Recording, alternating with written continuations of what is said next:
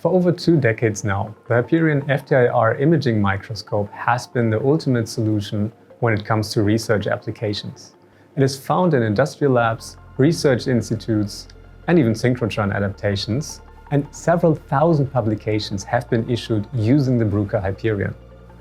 With that success came high expectations of a successor, and we quickly realized that only hard work and creative thinking will enable us to meet these expectations.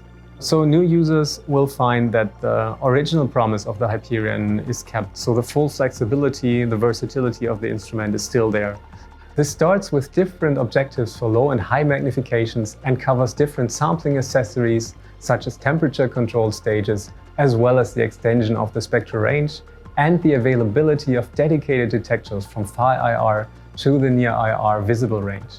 We now provide the largest selection of objectives, detectors, have improved the optical beam path specifically for imaging applications, and have even integrated a completely new imaging technology.